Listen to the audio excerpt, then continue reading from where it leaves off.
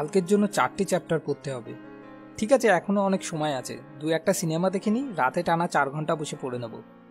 আর তারপর পরের দিন, আরে এটা তো আমি কালই পড়েছিলাম, মনে আসছে না কেন। ভাবুন, আপনাকে কোনো পড়া তৈরি করতে হবে যার জন্য আপনার 4 ঘন্টা পড়া দরকার। তো আপনি কি বলেন, কোন অপশানটা ওই পড়াটাকে মনে রাখার জন্য বেশি হেল্পফুল হবে? পুরোপুরি ফোকাস থেকে টানা 4 ঘন্টা বসে পড়ে নেওয়া, নাকি ওই 4 ঘন্টাটাকে 4টে ভাগে ভাগ করে 1 ঘন্টা করে পড়ে নেওয়া?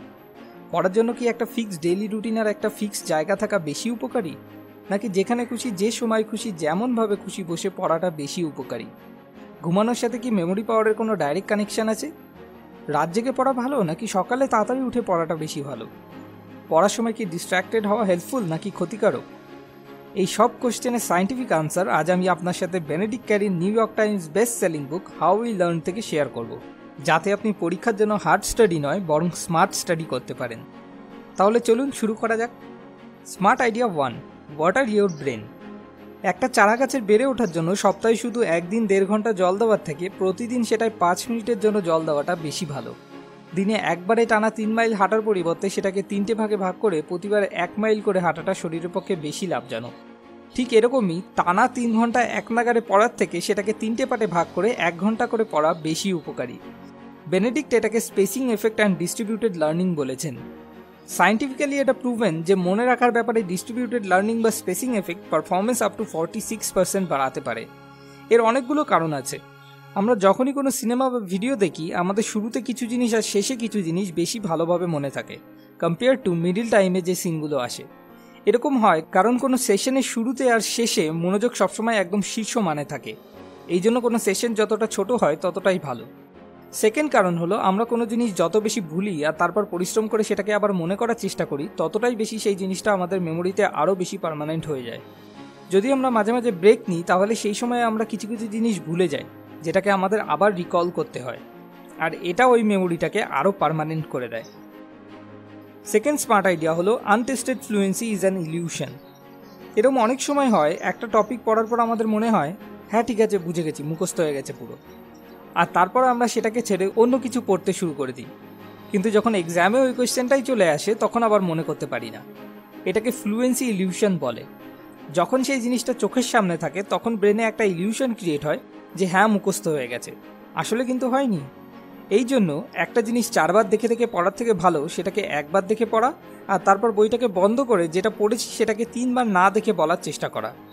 আমি জানি এটা একটু কষ্টকর ব্যাপার, কেননা যখন আমরা ব্রেন থেকে অ্যাক্টিভলি কোনো ইনফরমেশন রিস্টোর করার চেষ্টা করি, তখন আমাদের খাটনি করতে হয়, আর এই জন্য বেশিরভাগ টাইম আমরা এটাকে এসকেপ করার চেষ্টা করে থাকি। তার উপরে ফ্লুয়েন্সি ইলিউশন তো আছেই সাপোর্ট করার জন্য।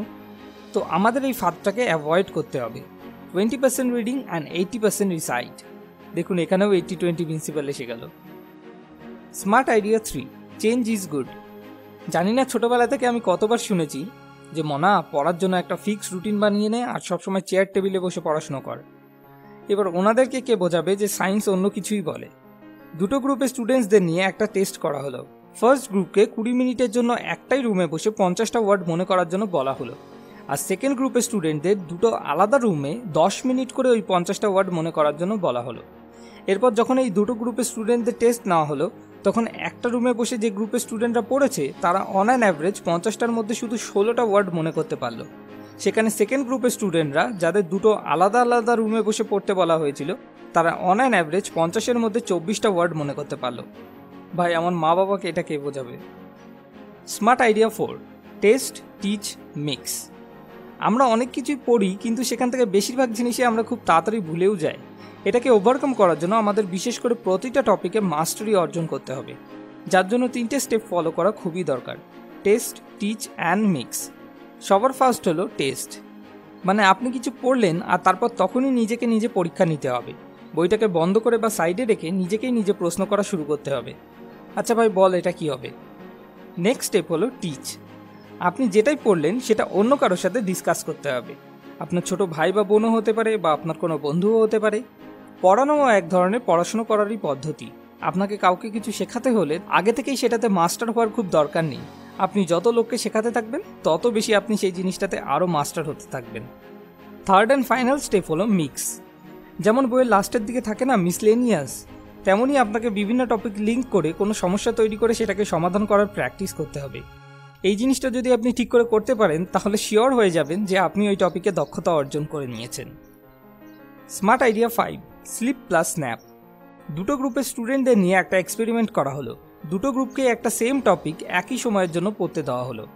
এরপর তার মধ্যে একটা গ্রুপের স্টুডেন্টদের একটা ছোট্ট ঘুম বা ন্যাপ নেওয়ার জন্য বলা হলো, কিন্তু সেকেন্ড গ্রুপকে ন্যাপ নিতে বারণ করে দেওয়া হলো।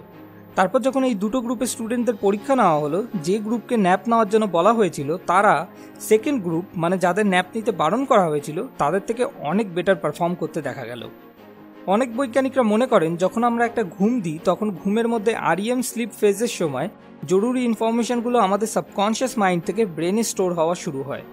এটা সেই সময় যখন আমাদের মাথা থেকে আনইম্পর্টেন্ট ডেটাগুলোকে সরিয়ে ইম্পর্টেন্ট ডেটাগুলোকে স্টোর করার প্রসেসিং চলতে থাকে। এই জন্য একটা ভালো ঘুম দিয়ে ওঠার পর মাথা একদম ফ্রেশ লাগে। তো দিনে একটা ন্যাপ নিলে কোনো ক্ষতি নয়, বরং সেটা উল্টে আরও ফায়দাই হয়। এবার আসা যাক ঘুমে। রাত জেগে পড়া ভালো নাকি তাড়াতাড়ি সকালে উঠে পড়া ভালো? হিউম্যান নেচার অনুযায়ী সায়েন্টিস্টদের মতে ঘুমের জন্য সবথেকে উপযুক্ত সময় হলো রাত 11টা থেকে সকাল 7টা অবধি। কিন্তু যদি কারোর ইন্টারনাল বডি ক্লক কোনো কারণে অলরেডি অনেকটা চেঞ্জ হয়ে গিয়ে থাকে তাহলে এই টাইমটা তার ঘুমানোর জন্য লাভজনক নাও হতে পারে, কিন্তু সাধারণত এই টাইমটাকে মেনটেন করার চেষ্টা করা উচিত। ঘুমের ব্যাপারে শুধু এটুকু মনে রাখা দরকার যে 6 ঘন্টা রাতে ঘুমানো আবশ্যক। আর হ্যাঁ, সকাল হোক কি রাত তাতে কিছু যায় আসে না। যখনই আপনার মাইন্ড ফ্রেশ থাকে, এনার্জেটিক থাকে, সেই সময়টাই পড়ার জন্য সঠিক।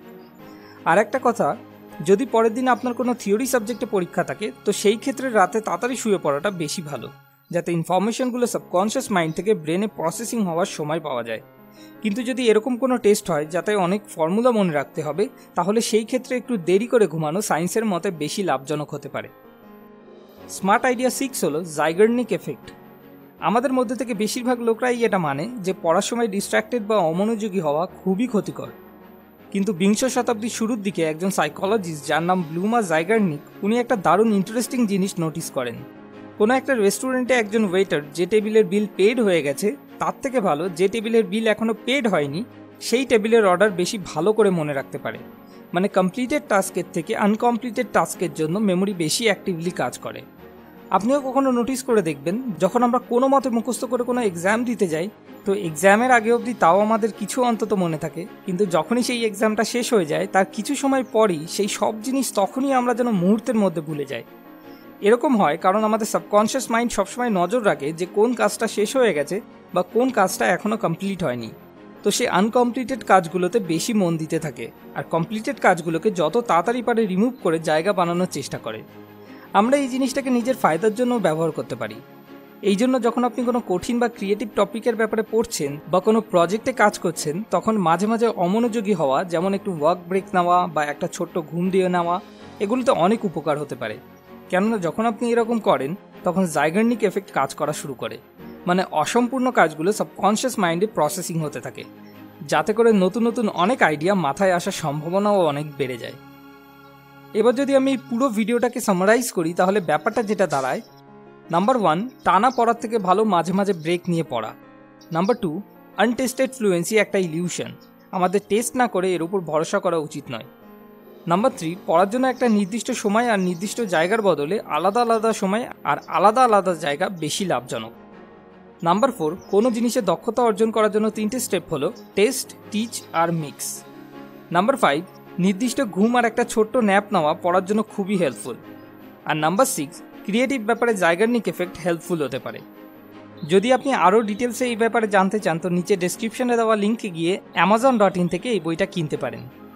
সবশেষে আপনার কাছে একটা ছোট্ট অনুরোধ, যদি এই ভিডিও থেকে আপনার নিজের জীবনে কোনো প্রবলেমের সলিউশন খুঁজে পেতে সত্যি এতটুকুও কোনো সাহায্য হয়ে থাকে তো অবশ্যই লাইক আর কমেন্ট করে আমাদেরকে জানান।